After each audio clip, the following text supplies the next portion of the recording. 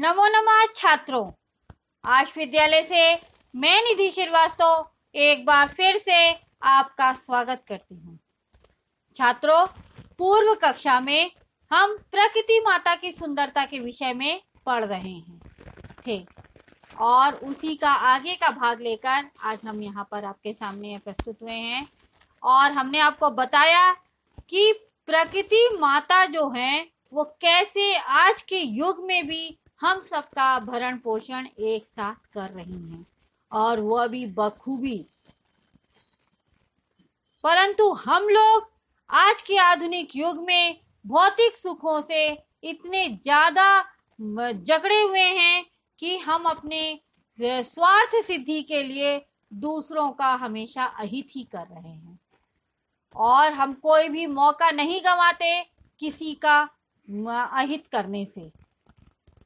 हर कोई इंसान स्वार्थपरक और दूसरों को हीन समझने वाले लोगों में गिना जा रहा है। आज के इस युग में सबसे श्रेष्ठ शिक्षिका हमको सुधारने वाली प्रकृति माता ही है। इनके माध्यम से ही आज यहाँ पर ये सौहार्द प्रकृति शोभा नामक पाठ प्रस्तुत किया गया है। तो आइए देखते हैं छात्रों। पिछली कक्षा में हम लोगों ने पढ़ा कि एक शेर आराम से जंगल में नदी के किनारे सोया हुआ है और तभी एक बंदर आकर उसको तंग करता है, उसकी पूंछ को पकड़कर घुमाता है और फिर गुस्से से कोई भी इंसान हो या जानवर हो जब नींद से उठेगा तो उसको गुस्सा लाजमी है आएगी। तो शेर को भी बहुत जोर गुस्सा आ गई और वो गुस्से से क्या करता है, इधर उधर भागता है और परंतु बंदर हाथ नहीं आते, वो वृक्ष पर चढ़ जाते हैं। उसी समय दूसरा बंदर भी उसके आकर उसके कान को खींचकर वापस चढ़ जाता है पेड़ पर। उसकी ऐसी इधर उधर भागने की मनोदशा, अपने आप को बचाने की मनोदशा को देखकर पेड़ पर जो पशु पक्षी वगैरह भी बैठे थे, अलग अलग प्रकार के पक्षी भी थे, वो भी खुशी के मारे अलग अलग आवाज निकालकर उसको अपनी खुशियां जाहिर कर रहे हैं। इसके आगे क्या होता है उसको जानने के लिए आइए देखते हैं छात्रों हम लोग क्लास 10 संस्कृत सप्तमा पाठा सौहार्द प्रकृति शोभा का द्वितीय भाग। प्रस्तुत पाठ में गद्यांश एवं पद्यांश का हिंदी भाषा में अर्थ, अन्वय और संधि विच्छेद पर हमने प्रकाश डाला है छात्रों। यह गद्यांश निद्रा भंग दुखेन से वयम तक है। देखिए छात्रों ध्यान से। निद्रा भंग दुखेन वन राजा सन्नपि तुच्छ जीवे आत्मना एतादृश्या दुर्वस्थया शांता सर्व जंतून दृष्ट्वा पृच्छति। निद्रा भंग दुखेन यानी नींद के टूटने के दुख से, वन राजा यानी वनराज, वनराज कौन, शेर, सन्नपि यानी होते हुए और सन्नपि संधि हो रही है, सन प्लस अपि, सन्नपि यानी होते हुए भी, तुच्छ जीवे यानी छोटे जीवों के द्वारा, आत्मना यानी खुद की, एतादृश्या यानी अवस्था, एतादृश्या यानी ऐसी बुरी, दुर्वस्था यानी बुरी अवस्था, शांतः यानी दुखी, सर्व जंतून यानी सभी जंतुओं को, दृष्टवा यानी पूछता है, देखकर, पृच्छति यानी पूछता है।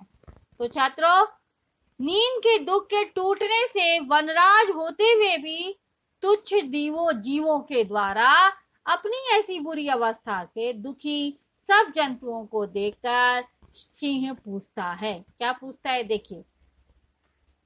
सिंह क्रोधेन गर्जन यानी गुस्से के द्वारा क्रोध करता है। तो क्रोधेन गर्जन यानी क्रोध से गर्जित होते हुए या गरजते हुए। भो अरे अहम वनराजा यानी मैं वनराज हूँ।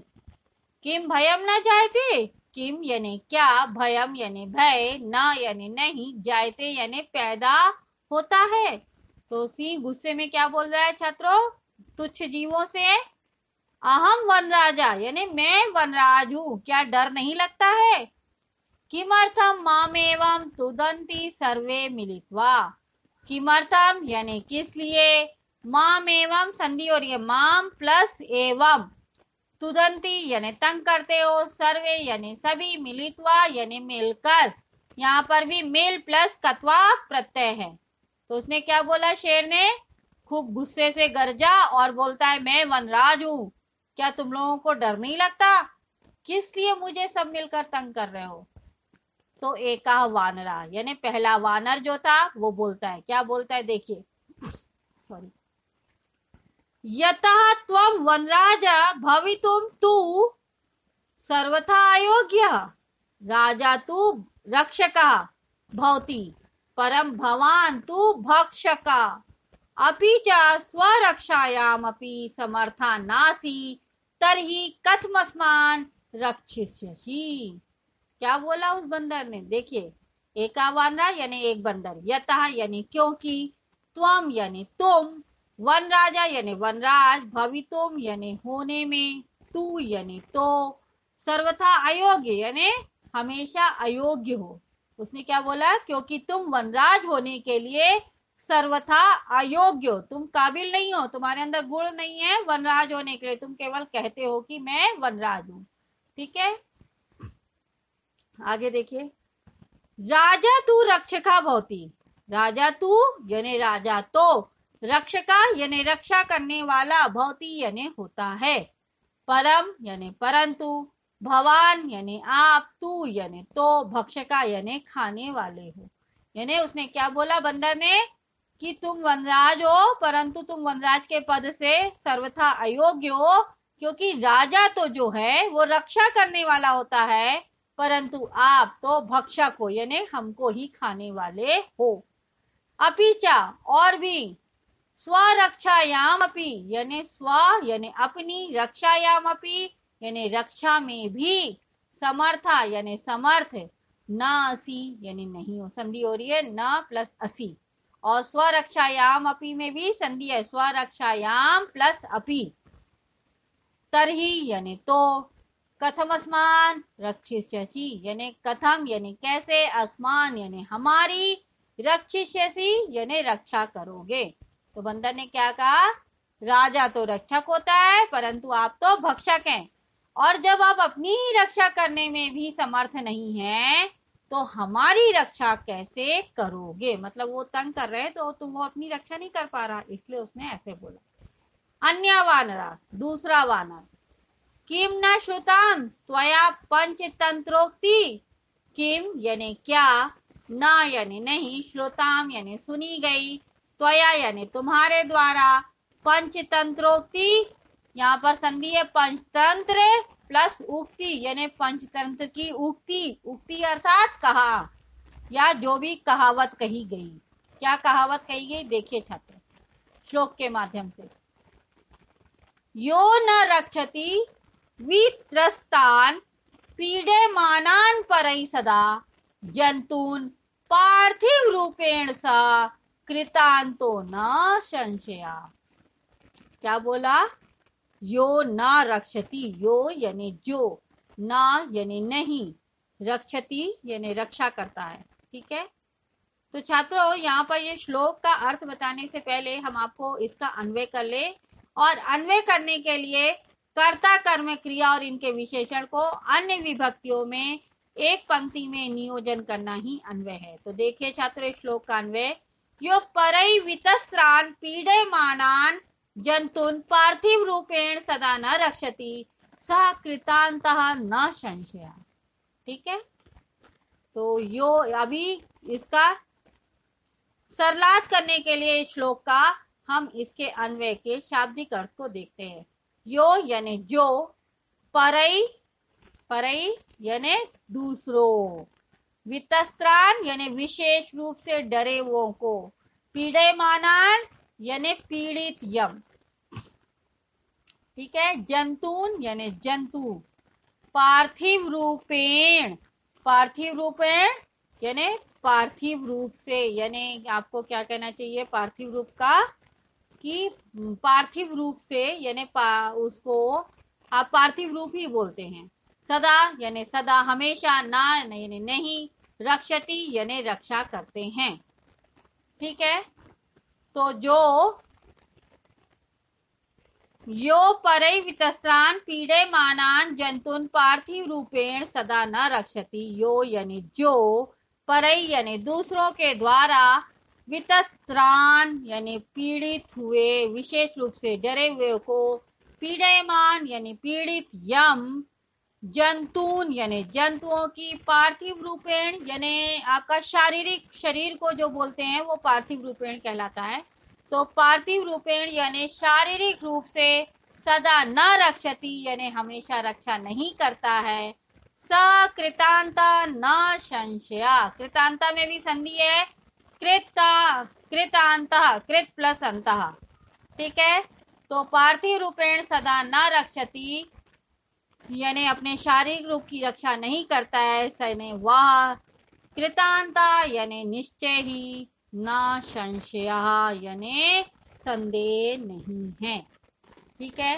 तो यहाँ पर बता रहा है कि जो दूसरों के द्वारा विशेष रूप से डरे हुए पीड़ित जंतुओं की शारीरिक रूप से सदा रक्षा नहीं कर पाता, वह निसंदेह ही यम कहलाता है। यम यानी यमराज भगवान, ठीक है। तो वो यम है जो दूसरों की जान लेते हैं। तो इसीलिए बताया कि जो दूसरों के द्वारा विशेष रूप से डरे हुए पीड़ित जंतुओं की शारीरिक रूप से सदा रक्षा नहीं करता, वह निसंदेह यम है।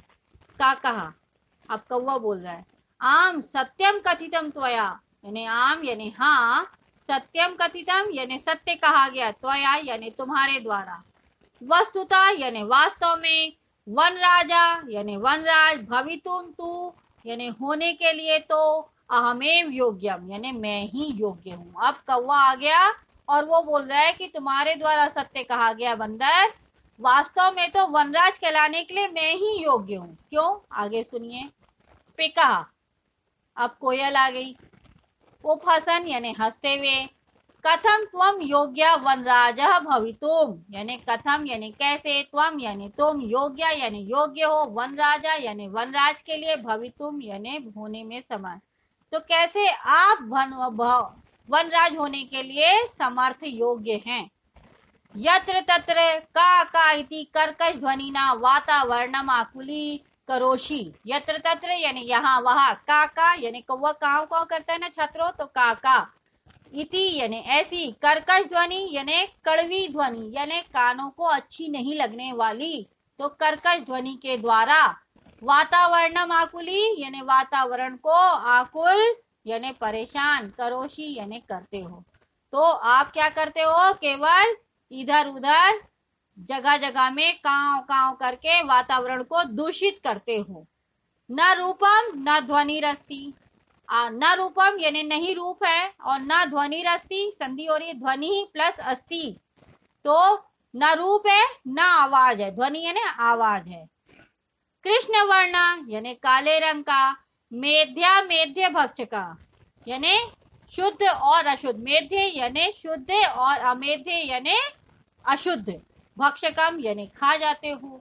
तो यहाँ पे भी संधि है, मेध्या मेध्य भक्षकम यानी मेध्य प्लस अमेध्य भक्षकम, त्वाम यानी तुम, कथम यानी कैसे, वनराजम यानी वनराज, मन्या महे वयम यानी हम लोगों के द्वारा वनराज कैसे माने जाओगे, ठीक है। तो उसने क्या बोल दिया छात्रों, कोयल ने हंसते हुए कि तुम कैसे वनराज होने के लिए योग्य हो, यहाँ वहाँ काका की कठोर ध्वनि से पूरे वातावरण को गंदा करते हो। न रूप है न आवाज है, काला रंग, शुद्ध अशुद्ध खाने वाले, तुमको हम कैसे वनराज माने, ठीक है छात्रों। तो आइए अब इसका संधि विच्छेद देख लीजिए। सन अपि, सन प्लस अपि, मामेव, माम प्लस एव, सर्वथा योग, सर्वथा प्लस अयोग, स्वरक्षायाम अपि, स्वरक्षायाम प्लस अपि, नासी न प्लस असि, कथम अस्मान, कथम प्लस अस्मान, पंचतंत्रोक्ति, पंचतंत्र प्लस उक्ति, पीडयमानान परे, पीडयमानान प्लस परई, वातावरणम आकुली करोषि, वातावरणम प्लस आकुली करोषि, अहमेव, अहम प्लस एव, ध्वनि रस्ति, ध्वनि प्लस अस्ति, मेध्या मेध्य भक्षकम, मेध्य प्लस अमेध्य भक्षकम। ये सारी संधि मैंने पाठ पढ़ाते समय बता दी है, इसलिए मैंने जल्दी से पढ़ी। तो छात्रों ये गद्यांश यहाँ पर समाप्त होता है। अगर आपको कोई भी डाउट है तो आप आर्ष विद्यालय के ऐप को लाइक करके क्वेरी में जाकर अपना डाउट पूछ सकते हैं। तब तक के लिए धन्यवाद छात्रों, नमो नमः।